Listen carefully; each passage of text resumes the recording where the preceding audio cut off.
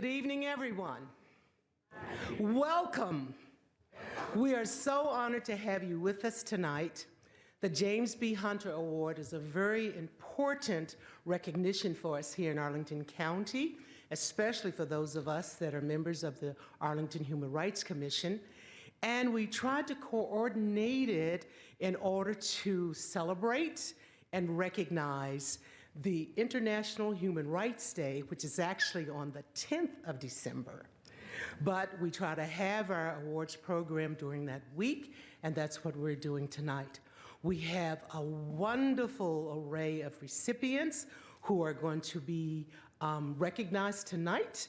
You'll get to hear some wonderful things about them, as well as the contribution that they make to our Arlington County community. I will be coming back later to introduce folks as we go along, but our program thankfully will open with welcoming remarks from Walter Tejada, the chair of the Arlington County Board. Let's welcome him.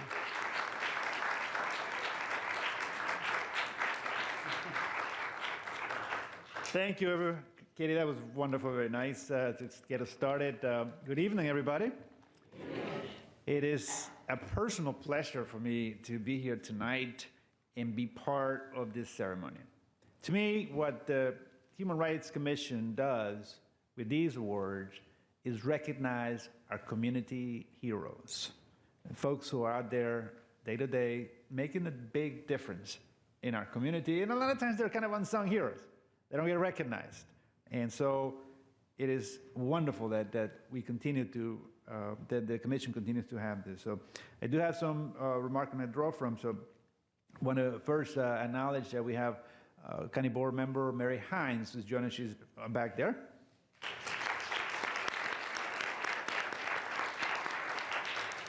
We also have several members of county staff. I saw Marsha Allgaier from our senior staff. Yep. And Raul Torres, assistant county manager.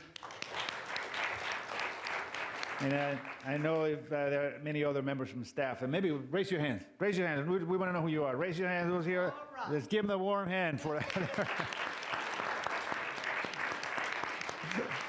Yeah. So many of us like to think we have visions for big things and all that, but really, at the end of the day, it's the staff that gets to try to do the day-to-day nuts and bolts. So we very grateful and appreciative of your work. So my role today is to welcome you here and welcome to the 15th annual celebration of the James B. Hunter Human Rights Awards. Can't believe it's 15 years already, Mary. Unbelievable. Throughout these 10 years, throughout these years, a total of 56 individuals, community organizations, and businesses have been recipients of these very prestigious awards here in our hometown. The name James B. Hunter, for those who may be new to our community, we welcome you and would like to challenge you to learn a little more about who James B. Hunter was. He was one of those persons who had the privilege to sit in one of these chairs back here on the dais. He was a former county board member. And so some of those two awards have been awarded posthumously. And that's how important these are. So these awardees today represent the very best of our hometown and here in Arlington County. Those who help the community maintain its strength, its compassion, and social equity. I'll say that again, social equity. Yes. Because it's not something that sounds nice to say. We must act and live up to it and recognize those who deserve to be recognized. So each one of them has touched the lives of others that have needed their assistance. They have needed their participation, their involvement. So all of them make Arlington a better community. These awards were instituted to honor the values of James B. Hunter.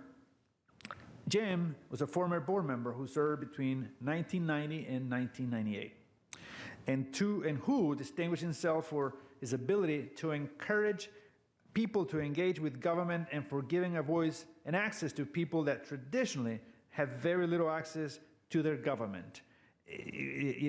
Everyone has a favorite memory of that, and one of the memories that stands out for me, because he pushed me to get involved, he pushed me to consider be part of our civic life here in Arlington, And one day he just, I was in a community center, and he just talked me out of coming over to the county board conference room to plan a big activity. And next thing I know, at first I'm there thinking I'm just going for 5 or 10 minutes to observe something. And next thing I know, I'm in here planning a major activity that's going to go happen throughout the county. So he had a way of pushing you to get involved.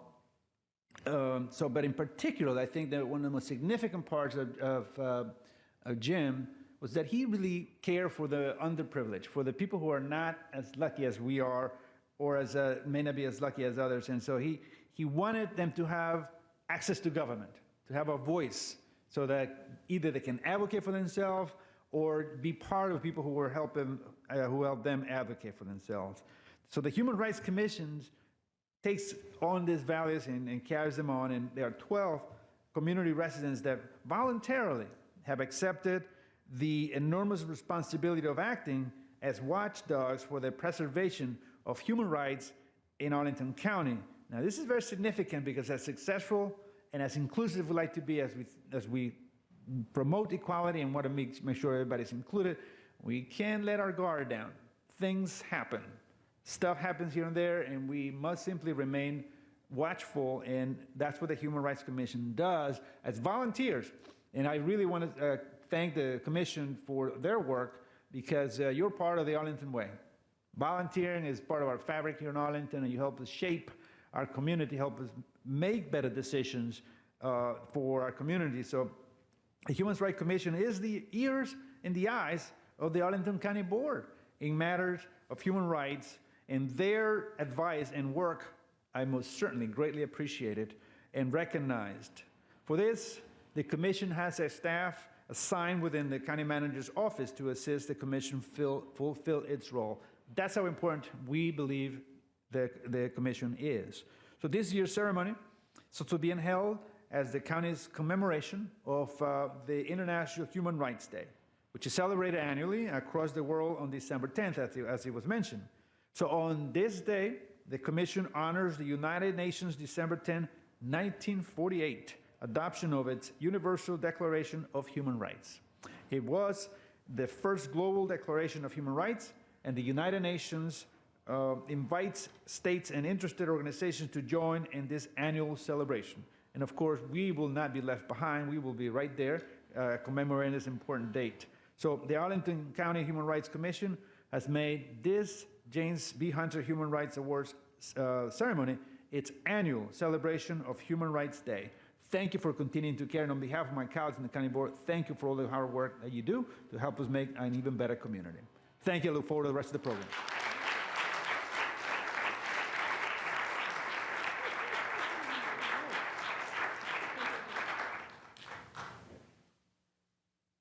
I must share with you the wonderful thing about being the moderator. I get to hug everybody, and that just works so well for me.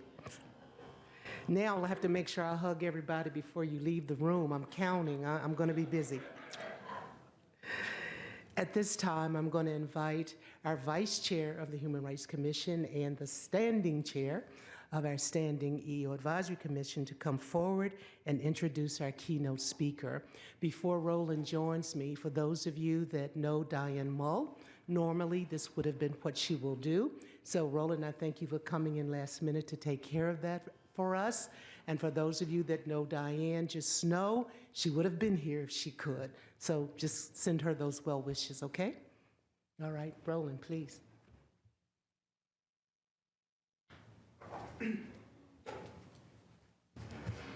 Thank you, Kitty.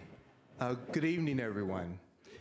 My name is Roland Watkins, and I'm a citizen member of the Arlington Human Rights Commission. I have the privilege this evening, actually, to introduce our keynote speaker, Howard Davidson. Howard has been actively involved with the legal aspects of child protection for almost 40 years. He has directed the American Bar Association's Center on Children and the Law, leading a 20-person staff in work on child welfare law and policy improvement since its 1978 establishment. Prior to his tenure at the ABA, he directed a pioneering children's law project in the early 1970s at Greater Boston Legal Services. He served as chair of the U.S. Advisory Board on Child Abuse and Neglect.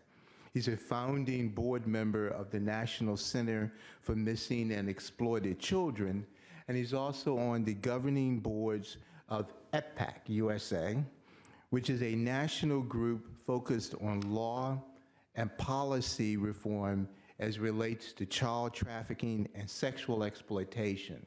And he's also on the governing board of the National Foster Care Coalition.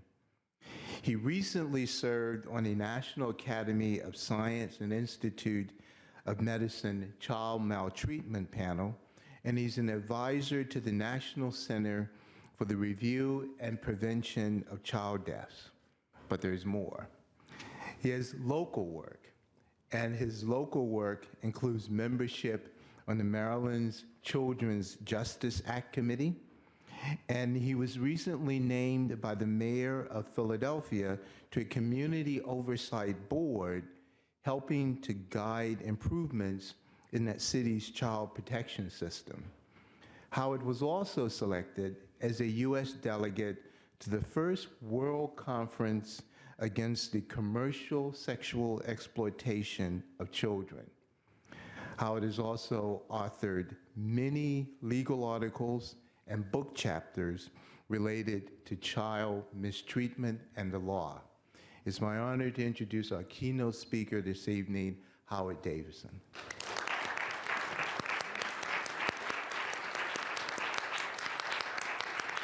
Thank you. Thank you very much, Roland. All right, good evening, everybody. It's a pleasure to be here. And I'm here in my capacity as a proud board member of ECPAT USA. And before I launch into this presentation, I want to extend my congratulations to the award winners that are here tonight. So congratulations on your work, and congratulations to everyone associated with this group for everything you do for Arlington and for human rights in Arlington. Can I have the next slide? All right, I want to tell you a little bit about ECPAT USA. ECPAT stands for End Child Prostitution and Trafficking, and it's an international organization that does distinguished work around the globe. And ECPAT USA is the United States branch of ECPAT, and I've been very privileged for the last few years to be on the board of directors of this organization. And the goal of ECPAT is, as the slide indicates, to protect every child's right to grow up free from commercial sexual exploitation. So the work of ECPAT is to advocate for more protective laws and policies at state, federal, and international levels, to work with private industry, and this is an area where ECPAT has made a unique, has had a unique accomplishment around sex tourism, which is a global problem.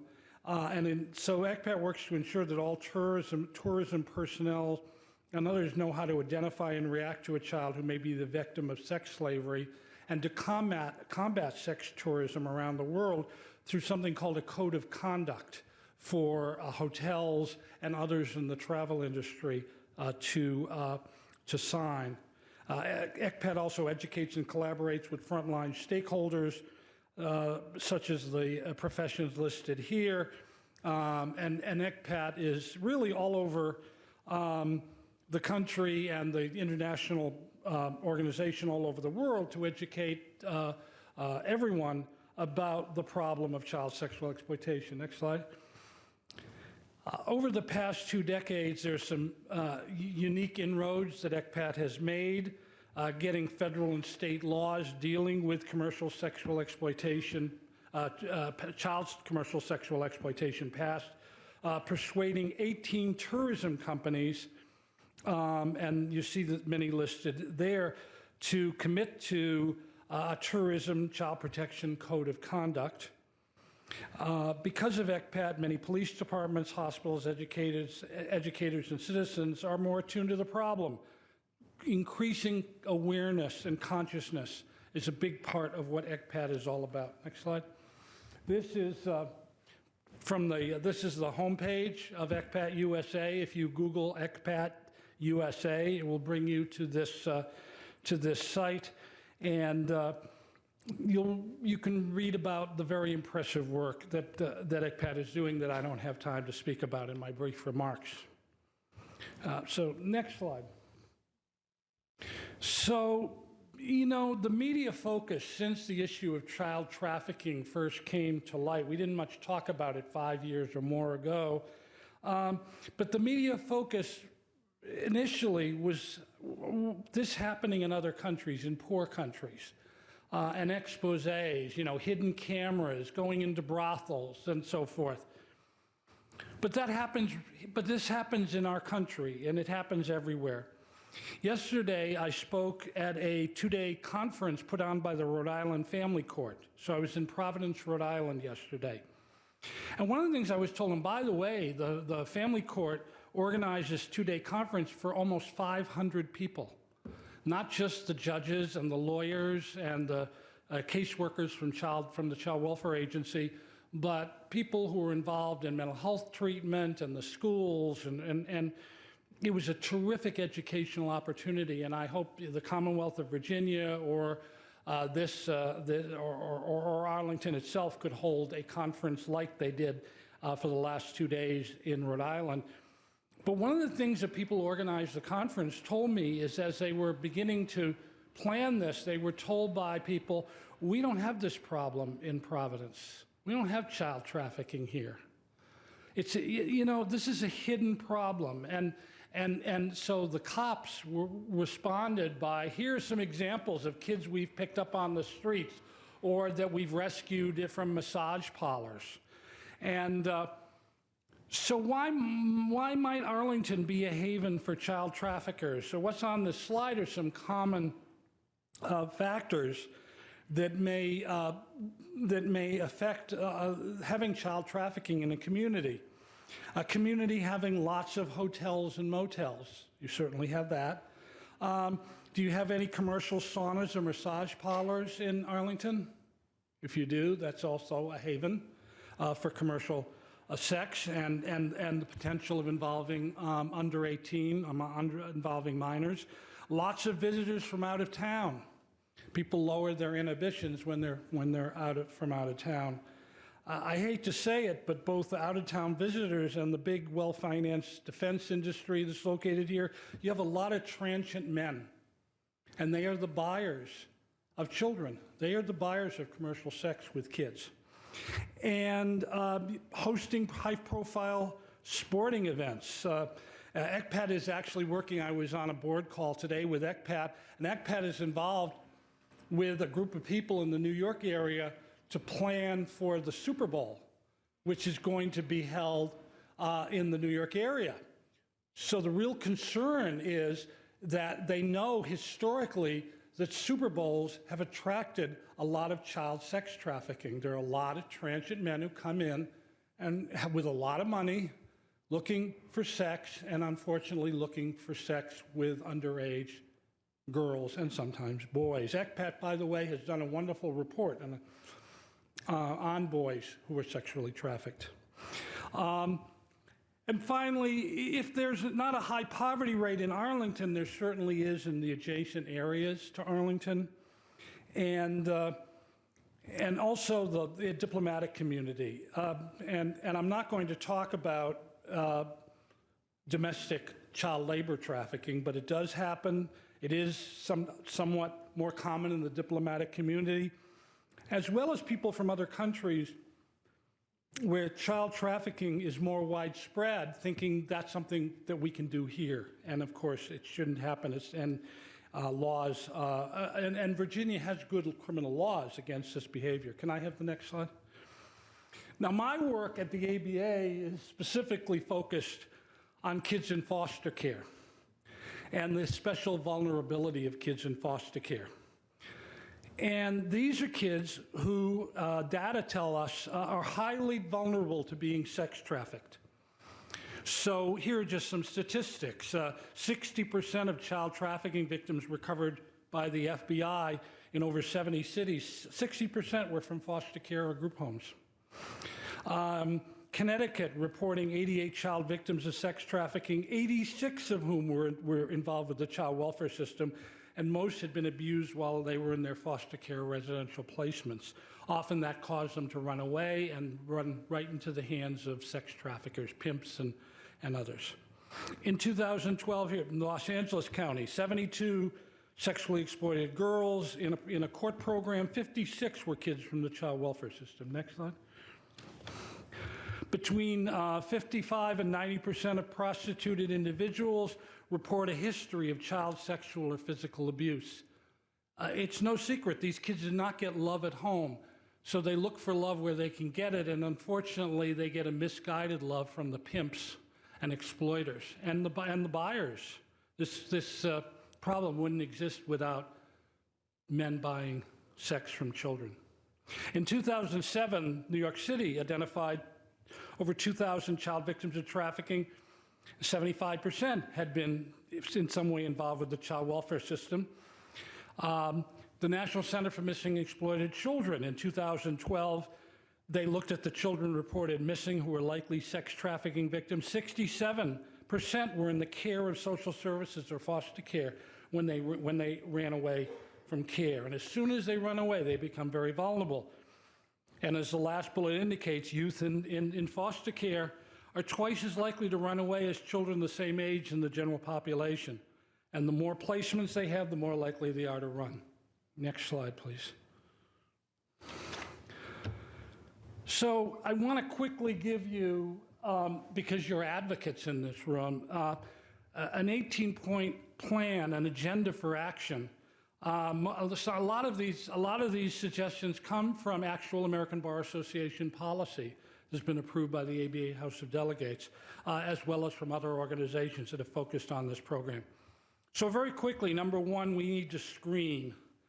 We need to screen runaways, kids who come into juvenile court, kids who come into the child welfare system, find out have they been commercially trafficked, and what kind of assistance do they need. We need to establish safe housing and other services, and a county that's as wealthy as Arlington, or city, is it your city or county? I always get confused. County. A county that's as wealthy as Arlington should be looking at how it can create specialized housing and other services for the kids who are involved, who need these specialized services.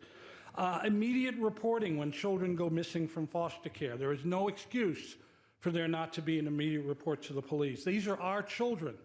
These are children in our government's care and custody. So we need to respond when they leave, as we would if children left our own home. Training police and others on these victims, judges, lawyers, giving the courts authority to issue protective orders to keep the traffickers away from the kids, giving the kids who've been victimized a cause of civil action. Any lawyers in the room? We had a couple. Creating an explicit civil cause of action for the victimization that these kids experience and the damages that they incur. Next slide. Reporting data so we know how big a problem this is. Making sure that we're focused not just on girls, but on boys and especially gay and transgendered youth who are at very heightened risk of becoming trafficking victims. Giving special attention to non-citizen children, including proper identification, because there are special services and immigration protections that can be provided to minor children who are trafficked for sexual purposes or for labor purposes. Providing immediate protective custody, not in detention facilities, but as dependent children in suitable placements. Not criminally prosecuting these kids. How often do these kids get arrested by the police and treated as delinquents in juvenile court? We shouldn't do that. I'll say more about that later. Next slide. More rigorous protocols to screen foster parents and their families. We need to make sure, particularly foster parents that are caring for teenagers, that they are properly trained, that they understand the special vulnerabilities, particularly of girls who have been sexually abused. If they've already been sexually abused and they go into the foster care system, they're very much at heightened risk of being sexually exploited. And even more so for kids in group homes, because group homes become targets for the pimps to recruit, because there are large groups of girls. And unfortunately, some girls may recruit other girls from those group home settings. So you need funding and standards that address the special vulnerability of youth who are in those facilities. And for youth who are already, when we rescue and recover kids who have been involved in this, we need to identify, assess, and provide appropriate interventions for them. And one of the ways to do that is to have our social service agency train caseworkers in a special way to deal with the needs of these kids, and to have mentors. I heard a wonderful presentation yesterday by someone who had been in the life of prostitution, had gotten out of it as an adult, decided to give back to the girls who were experiencing this, and she is directing a mentorship program in the Boston area.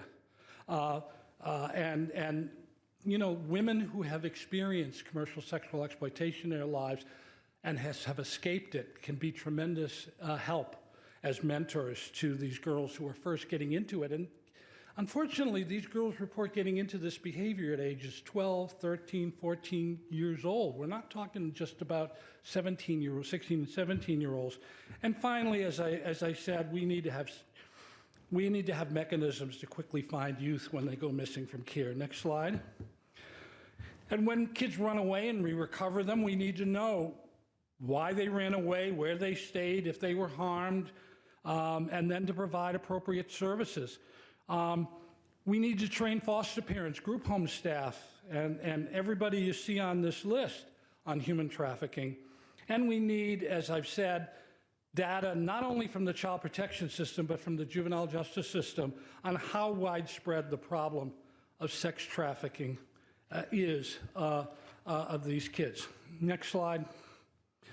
So I'm hoping that you'll make the county's Child and Family Service Agency become a model for the rest of the Commonwealth. So what should both at the state level, the Department of Social Services, and your county's Child and Family Services Agency, what should it do?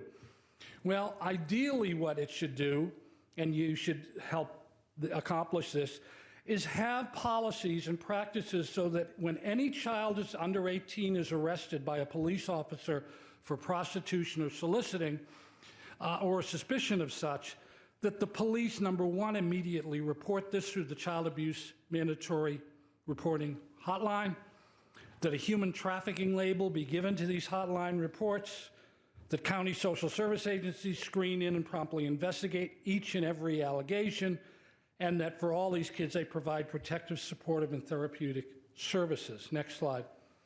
Now, it's not just policy and practice that need to change, the law needs to change as well.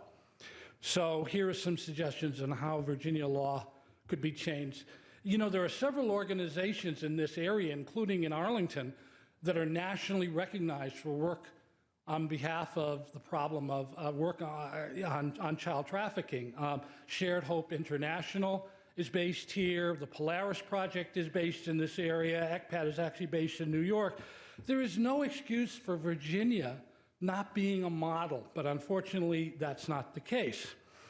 So we need laws that say things like county social services shall provide for the child welfare services needs of all sexually exploited children, regardless of whether parents played a role in their sexual exploitation. And there should be a basis to provide the protection of the courts in these cases.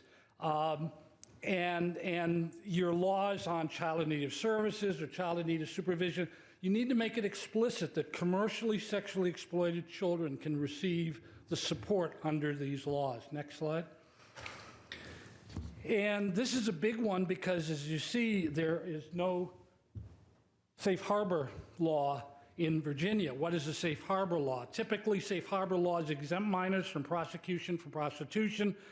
The goal here is not to give these kids criminal records or delinquency records, which can actually harm them as they go through life. To require training and actions by first responders, to increase penalties for traffickers and the buyers and the Johns. Without the Johns, this problem would be far less common. Promote multidisciplinary, multi-agency responses, and having the child welfare, County Department of Children and Family Services take the lead in these. Now, 9 states have laws like this, and as you see, Virginia's not on the list. State legislatures are continuing to address this. In 2013, there were new laws in Arkansas, in Florida, in Kentucky, in Nebraska. Now, Kentucky just, enacted this law, and one of the things it requires is reporting to the legislature on human trafficking in particular, and specifically child trafficking. And they just issued their first report for 3.5 months of operation of the law. And in 3.5 months, they identified 25 children who had been involved in human trafficking in the first 3.5 months. Kids prostituting themselves in exchange for drugs, victims having pimps, victims stripping for money, a guardian offering to sell the child for money into a prostitution ring, victims working as prostitutes in massage parlors, victims from another state who had run away, victims advertising for prostitution on places like Backpage.com. And you need to become aware, and one thing you do that the states can do is pass a law that says periodic reports. And wouldn't it be wonderful for this Human Rights Commission to consider doing a report and maybe collaborating with other counties in Northern Virginia on a Northern Virginia child trafficking report? What is the extent of the problem? Next slide. I'm wrapping up here. How might the courts, anybody here from the juvenile and domestic relations courts in the room? No. In Harris County, Texas, there's something called the Girls Court, which is focused on girls who are engaged in or at risk of becoming involved in prostitution. And it's a specialized multidisciplinary approach to address the underlying problems that these kids have, the trauma associated with their behaviors, related delinquent conduct, and the home conditions that often drove them onto the streets. And graduates can then seal their juvenile records and develop the skills necessary to change the trajectory of their lives. And I want to leave you with a reference to one particular report, which is on the screen, called Confronting Commercial Sexual Exploitation and Sex Trafficking of Minors in the United States. This is a report that just came out a month ago or so ago from the Institute of Medicine and National Research Council of the National Academies of Science. It's the most comprehensive work published in the United States on the scope of this problem. And you can read the report for free at the link here, or you just Google the title, Confronting Commercial Sexual Exploitation and Sex Trafficking of Minors in the United States. And let me conclude with the last slide, which is a principal legal recommendation in the report, which reiterates what I have already said, that every state should develop laws and policies that redirect victims and survivors of sex trafficking who are under the age of 18 away from arrest, away from prosecution for prostitution, including adjudication for delinquency, and rather put them into systems that provide the services, the treatment, the counseling, the mentoring that they need so that they can become productive and safe adults. There is a role for everybody in this room to address this issue. And I'm very grateful that we invited one of the staff of ECPAT, Faiza, who had a family emergency and had to leave the country, who was originally going to speak to you. I'm very pleased and proud that you invited someone from ECPAT to come and talk to you about child trafficking. And, if you want more information, go back. Can you go back to the first slide? My email address. I work in downtown DC, and feel free to contact me if you want to look more into this issue and know more, and if any way I can be of help to you and people in the county on addressing this issue. So thank you very much for your attention, And again, congratulations to the winners, and I really commend you for all the work you're doing on behalf of human rights in Arlington County. Thank you.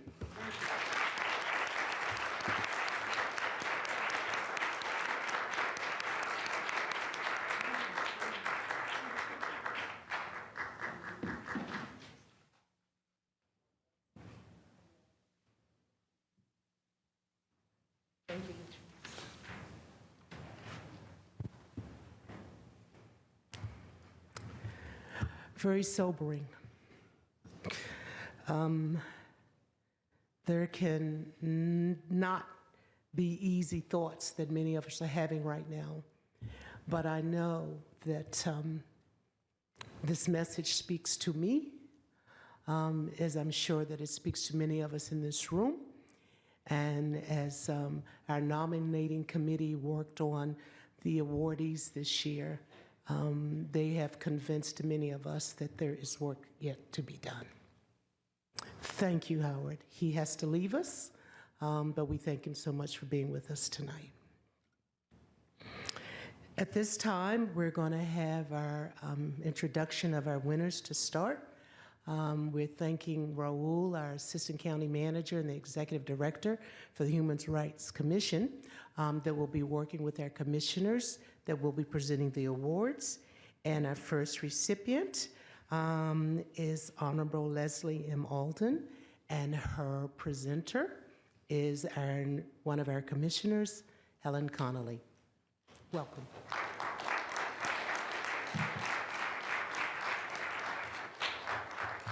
Good evening, everyone. It is my honor and privilege to announce the first recipient of this year's award, Judge Leslie M. Alden.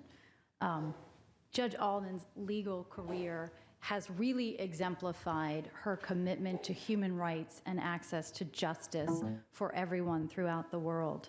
I could regale you with Judge Alden's countless accomplishments, accolades, and awards, but I suspect we all want to get home for the holidays at some point, so I'll just give you guys a few. Many of you in the room tonight may recognize Judge Alden from her many years of service on the Fairfax County Circuit Court. She served as a circuit court judge there for about 18 years, I believe, until her retirement last year. I was one of the fortunate few who had the great privilege to serve as her law clerk many years ago, and that was truly the highlight of my own career. Judge Alden has a well-deserved reputation amongst the entire legal community as being not only among the brightest judges on that bench, but most certainly the most charming one. And I know I speak on behalf of the entire local legal community when I tell you all how missed she truly is. So my own experience working with Judge Alden, I got to see firsthand her commitment to human rights. And in thinking about what I was going to tell you about today, I thought of a particular example which in my view really exemplified this. Judge Alden always applied the law in a way with an eye towards ensuring that an individual's rights were observed and cared for. And I can remember a particular instance in when she did this. It was, frankly, it was a very unpleasant capital case, and it was a hard decision for her to make. But she made the courageous decision, and she ensured that the individual defendant's rights were observed, even though it was a very unpopular decision and ultimately subjected her to reversal. And in my view, that was one of the most courageous things she could have done on those facts. So in addition to her service on the bench for 18 years, Judge Alden has also been an active member of the International Association for Women Judges. And in connection with her role on this association, she's traveled all around the world and has become a prolific speaker on human rights, access to justice, as well as the issue of human trafficking, which we've already heard about tonight. I'm delighted to tell you that Arlington County now is reaping the benefit of Judge Alden's knowledge, vast knowledge and wisdom, as she has become now a full-time member of the faculty of George Mason University School of Law, and she is now imparting this wisdom on Arlington's future lawyers. So we are indeed lucky to have her. Please join me in congratulating Judge Alden.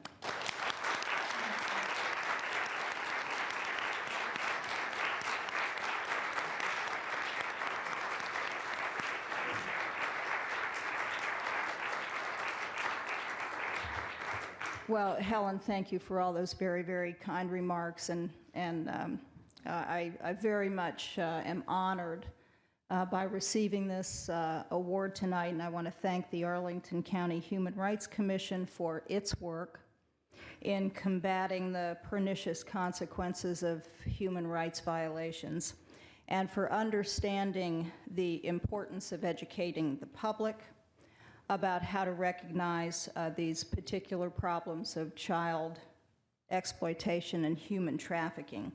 You know, human trafficking may well be the largest criminal enterprise around the world these days. And as our speaker, Mr. Davidson, talked about, we've really just seen the tip of the iceberg. We usually think about this problem as being a problem that happens in, you know, countries far away. And it is a problem that happens in countries far away. But as Mr. Davidson told us, it's also a problem that happens right here close to home. I've been very lucky for a number of years to work with the National Association of Women Judges in the U.S. and also the International Association of Women Judges to educate judges and other actors in the judicial system about how the laws against human trafficking work and how the remedies that are available to victims can be implemented. You know, just about every country around the world has laws against trafficking and child exploitation, but having the laws on the books and having them actually enforced in court is a vastly, not quite as dangerous as this, but.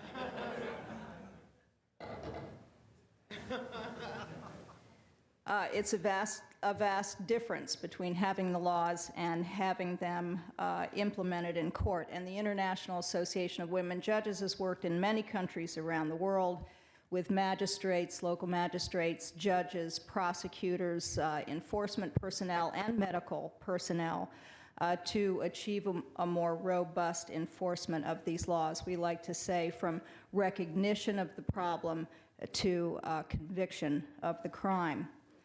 I'm happy to say that we've made a lot of progress in the last few years. As Mr. Davidson pointed out, courts didn't used to recognize these issues when they presented themselves in court. We didn't realize that these kids who came in with various problems were really victims of trafficking.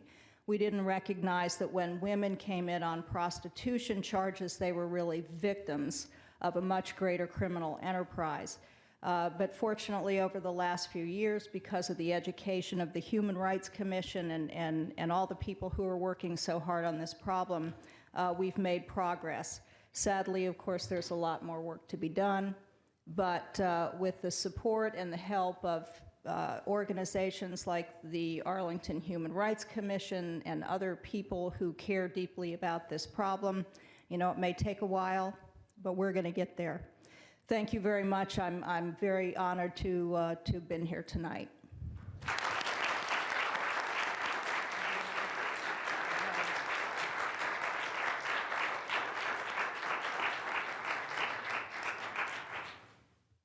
Thank you, Judge Alden. So appreciative. And again, that nominating committee, you all have just done an exceptional job of focusing on something that really needs to have our attention. I'm now going to invite our second commissioner up and the awardee, Margaret M. Patterson and James Sy. He's going to do the honors.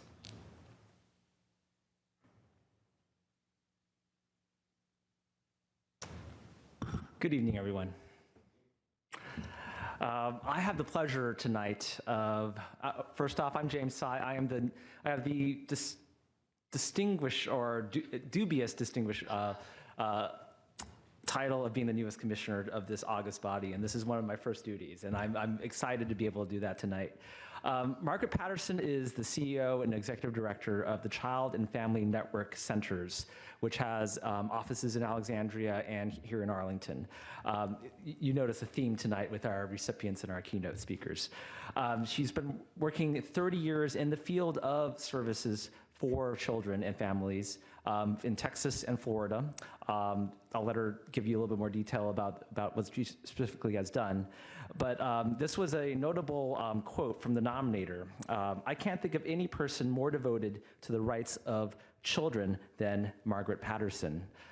It's a very telling quote, and I think it really demonstrates the work that she has done.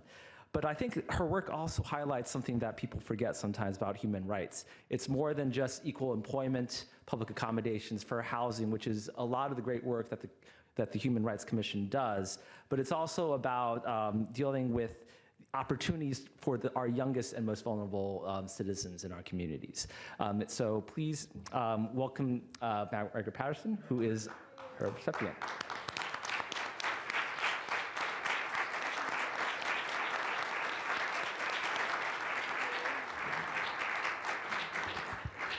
First of all, I want to thank the Human Rights Commission, but I have a little confession to make. Howard, who was here, inspired me about 25 years ago at a conference to do more for child abuse than I had ever done in my life.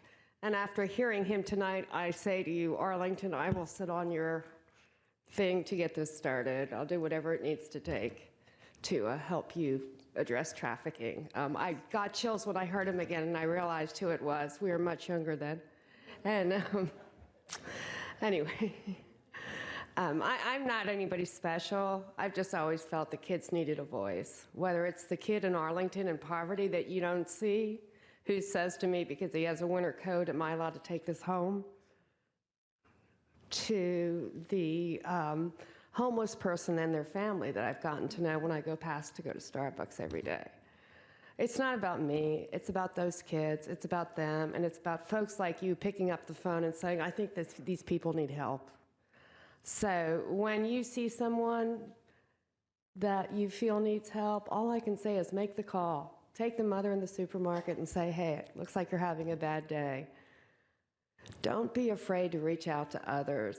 I think that's really what starts revolution. That's how the little revolution, grassroots folks like me get inspired by people like you. So thank you again, and let me know if I can help Arlington do anything with the human trafficking.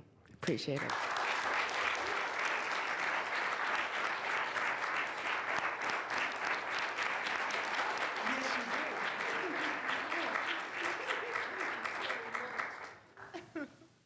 She's keeping me on. She told me she didn't get her a hug. So she got a hug and a kiss. Thank you so much, Margaret, and thank you for the offer. We got your number. Yeah, we've got this. Thank you so much. We're moving on in our program. We're going to bring up our next award recipient, Thomas Kelley, and his presenter, Roland Watkins. Join me, gentlemen.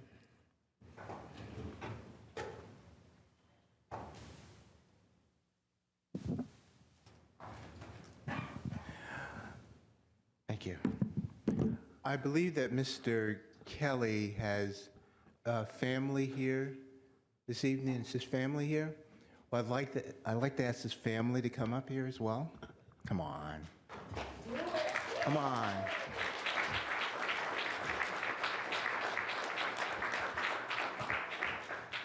Because everyone needs to share in this. Thomas Kelley has been a resident of Arlington for over 20 years. He's served in numerous positions working to promote universal access to quality education for all children and youth. He has worked to improve education on multiple levels, including serving for over 10 years as a staff member for Congressman Dale Kelley, overseeing legislation and appropriations for education programs that not only benefited children in Arlington County, but children throughout the United States. He currently heads the Office of Rehabilitation Services within the U.S. Department of Education, which ensures that schools provide equal access to children with disabilities, including Arlington's disabled children. Mr. Kelley, through his own personal experience, challenges people's misperceptions, and attitudes towards people with disabilities, that they must be taken care of, that they cannot contribute to society at large. Mr. Kelley has not let his disability hold him back from living his life to the fullest, and he is a role model for all young Arlingtonians with disabilities. During his work on Capitol Hill, he was one of the primary authors of the Americans with Disabilities Act, which has brought major changes to improve access for individuals with disabilities throughout the United States, including Arlington County. This legislation has ensured equal access of persons with disabilities in all sectors, from public transportation to schools. This legislation is one of the landmark legislations for rights of people with disability. In addition to this, Mr. Kelley has done a whole bunch of other things. He serves as Vice President of the International Incentive to End Child Labor Laws. In this capacity, Mr. Kelley advocates for the rights of children in Arlington County, U.S., and around the world. He is engaged in tremendous efforts to ensure that children's human rights are protected, and that they are also protected from hazardous labor, trafficking, and forced labor. It is an honor and a privilege to present the James B. Hunter Award for Individual Achievement to Thomas Kelley.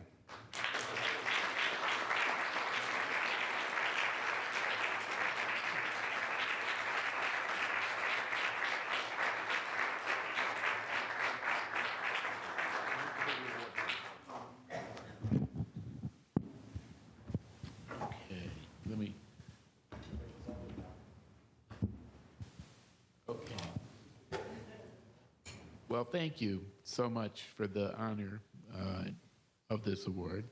I want to thank the commission. I want to thank Commissioner Tejada for being here. And really what I do is a small part of what a lot of other Arlingtonians do, and that is participate. The wonderful thing about living in Arlington County is you have a participatory government that allows you to get involved. I served on the Arlington County, Disability Advisory Committee, and in a few other capacities. And it offers a wonderful opportunity to give voice to people's, other people's lives that may not have that megaphone or may not be able to express it. For me, it's always been about three things. It's about fairness and equity. It's about, making sure that laws are followed. And it's also about human dignity and respecting each and every individual's human dignity. So I accept the award on behalf of people who have done work for untold countless hours of work without recognition, and I stand on their shoulders, many of them. I just wanted to finally mention that I have to thank my family also. This vein sort of runs in the family, this vein of work. My wife is in the healthcare field, providing access and working hard to keep people healthy. My son's a litigator in the civil rights unit.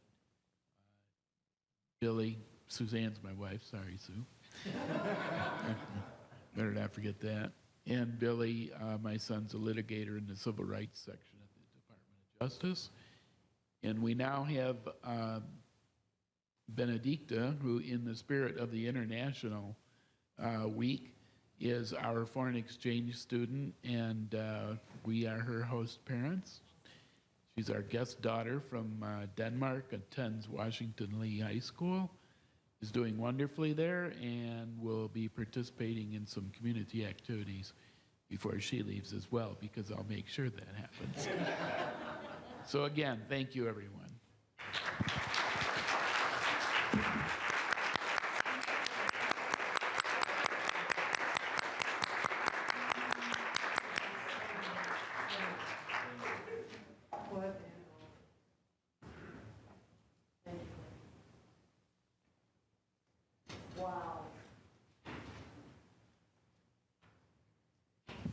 I'm almost at the place that I don't want the night to end, but you all know me better than that. We're going to be out of here before 9 o'clock. I promise, I promise. And along with that, we're going to invite our last award recipient, Pastor Richard Cobb, to come forward, and his presenter, Tiffany Jocelyn.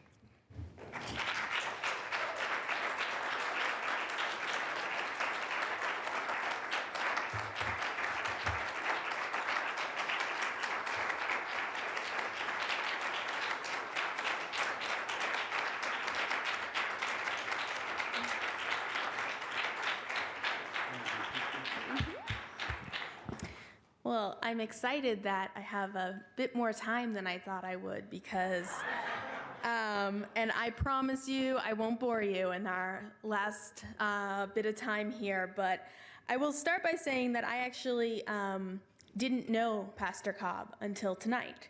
And I got to read all about him at length to the point that it really brought me to tears, because the nomination not only was 3+ pages long, but there were 7 additional letters of support from a variety of folks, from people from the church, from the organizations he works with, from the private sector, from the county government, our chairman of the board. This community clearly has a lot of passion for the passion of this man. And so I have to say, I was really excited to meet the pastor, and what I discovered within the first 5 seconds of meeting him is that he also has an amazing sense of humor. I think he could be a comedian if this pastor thing didn't work out. He is very funny and very self-deprecating. But because I just met him, what I wanted to do was share some of the words and sentences that were in these letters of nomination. And so bear with me. I was typing furiously to get this all down during the wonderful presentation so far. And I have several quotes, but I just hope you'll bear with me while I share them. The pastor is a tireless and outspoken advocate for homeless individuals in Arlington. He plays a key role in the county's plan to prevent and end homelessness. An outstanding leader, a visionary, a strategic collaborator, and his remarkable efforts make Arlington a better place for its most vulnerable citizens.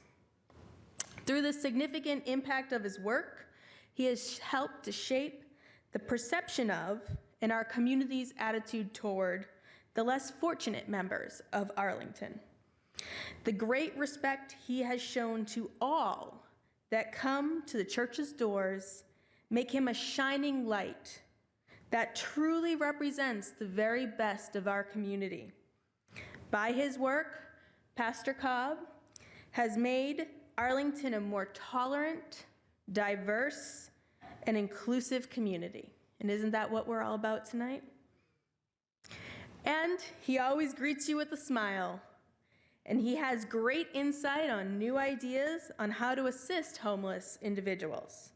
So let me tell you a little bit of background for all of these quotes. As many of you probably already know, the pastor, under his leadership in 2007, began a drop-in breakfast program for homeless individuals. And it started with about 20 people, and so I read, it grew tremendously, such that Jean and Jeannie Cross, who wrote an amazing letter of support for the pastor, reached out to him to talk about not only making a healthier breakfast, but a more complete breakfast. And by the beginning of 2008, it was a full breakfast. Some say the best breakfast in Arlington. And they got a take-home lunch as well, but the guests needed more. and they were asking for more help with clothes and jobs and housing. And so Jean and Jeannie again reached out to the pastor, and the pastor reached out to A-SPAN, and an amazing bond was formed. And since 2008, after 5+ years, now guests get 3 meals. They get to meet with A-SPAN case managers. And as a result of those meetings, they get access to clothing and shower vouchers and toiletries, and most importantly, help finding housing and jobs. And of course, they always have the pastor there with his ear, giving them guidance, listening to them, talking about their faith and everything else. And I just want to give a couple more amazing quotes here. The CUMC program has become an outreach center for people who are hard to serve because they are resistant to entering a government or agency office. It has become a very important, perhaps critical, outreach center for those in Arlington working to end homelessness. And as a result of the extensive offerings of the program, several county human service agencies make it a priority to stop by every week in order to find clients that are otherwise hard to find. The center is one of very few places where people can go without a contract and without judgment. The emergency winter shelter of Arlington County is open 5 months a year. This is where many people go the other 7. It was open during Hurricane Irene, when the county shelter was damaged and unavailable. And as a result of that experience, not only were several people helped and perhaps lives saved, but the storm actually resulted in flocks of young people coming to volunteer because of the experience they had. What Jean and Jeannie describe as transformative. That experience gave them a shared sense of community that brings them back faithfully every week. And at all of these weekly meetings of folks, the pastor moves freely. He moves freely around his homeless guests, and they lovingly call him the Rev. The pastor's work has literally saved lives, and if you get to talk with the pastor and his wonderful nominators, you'll get to hear the stories, which I won't go into now, but his work really has saved lives. He has a personal relationship with many, and they are empowered by his counsel. He is an extraordinary example of the power of the partnership of a faith-based organization, a community nonprofit, and the county government. And the most important quotes, which I did not get to write down. As many of you probably know, the pastor was integral in the county board's approval of the homeless shelter. He came to every meeting, every board hearing, and he told many stories to describe what he believes is a philosophy the county should live by. If we open our doors and make this a truly inclusive community, we can make the entire community better. And as a result of him speaking and many others, but I can't help but think he was the critical component of this, the county board approved that permit, and the pastor came back and said, "Thank you." At a hearing on March 16th, he said, quote, "I thought we would never get to this moment. It may be one of the most important things you're going to do for the people in this county." And wasn't he right? And just a couple more points since I have a little more time. It's not quite 9 o'clock. In the nomination, there's a variety of sections, and there's a section heading that says special friend. Pastor Cobb has become a friend to people who don't have them. He's been granted special permission at the jail, a special permission that one of his nominators explained to me is not something anyone gets. It's apparently you have to meet one-on-one, but the pastor, he just has the ability to go in and talk to whoever he wants, and whoever wants to talk to him. He's pretty special. So I want to close by giving you something from Jean and Jeannie Mr. and Mrs. Cross. They talked about his favorite poem in their letter of support, and it talks all about what it means to be a pastor. And they say that Richard's philosophy is put into action every day of his life. His demonstration of this commitment has reached a pinnacle with his years in Arlington. He has dedicated the last 6 years to support for and ministry to the Arlington homeless community. He is a vocal advocate supporting community services that fight homelessness.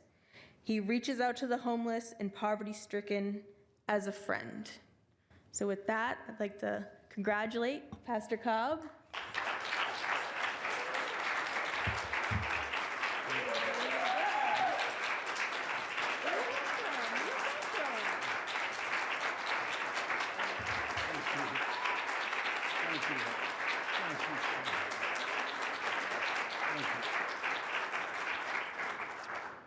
Thank you so much. I want to thank the commission and thank all of you who nominated me for this high honor. It is indeed an honor. I'm used to this room and I'm used to 2 minutes.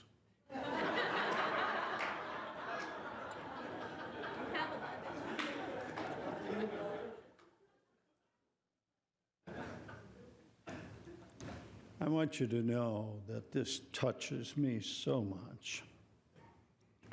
And it's the only award I've ever received for being allowed to be in company with such great people.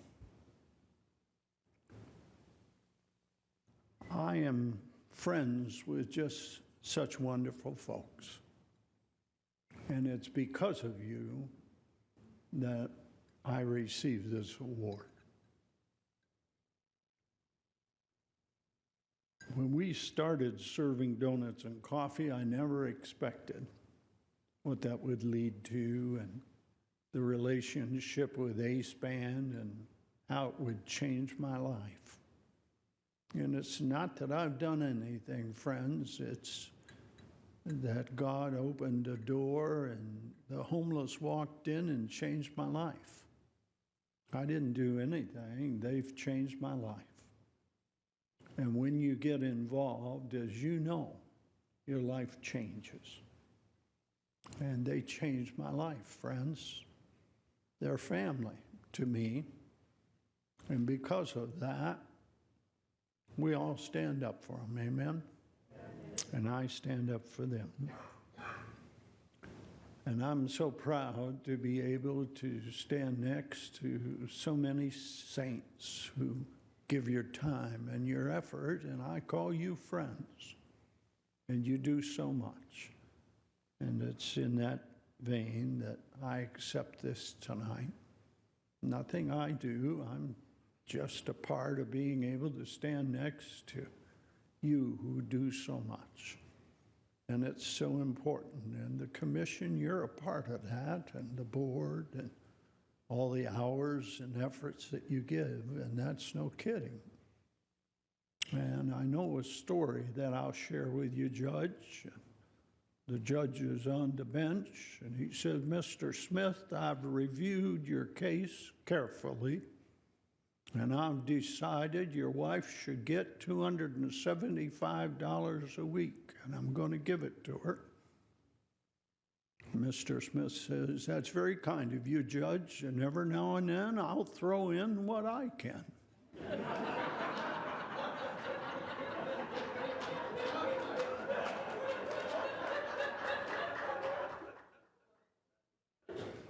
And that's kind of what I've done. All of you have given so much, and every now and then I've thrown in what I could. So God bless you, and thank you so much for this honor.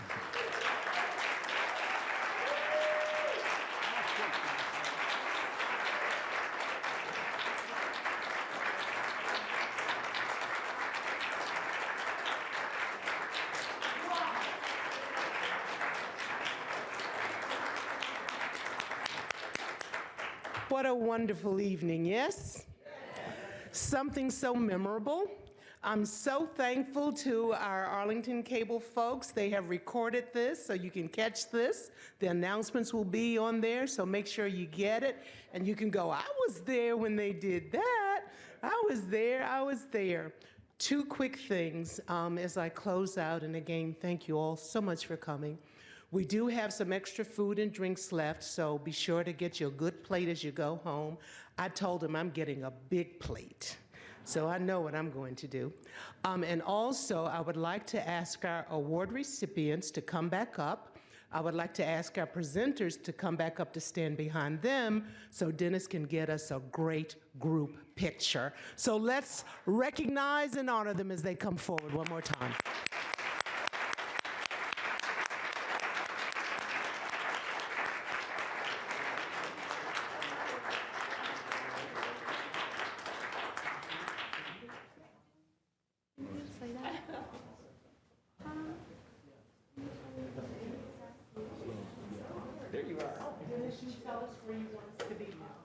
Great speech, by the way. Oh, okay, thank you. You're up front.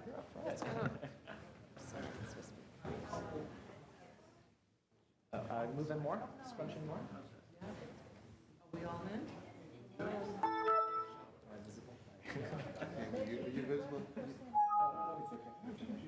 Don't be shy. Come on, Jerry. Get up there. I'll stand on the side. Balance. Is this okay?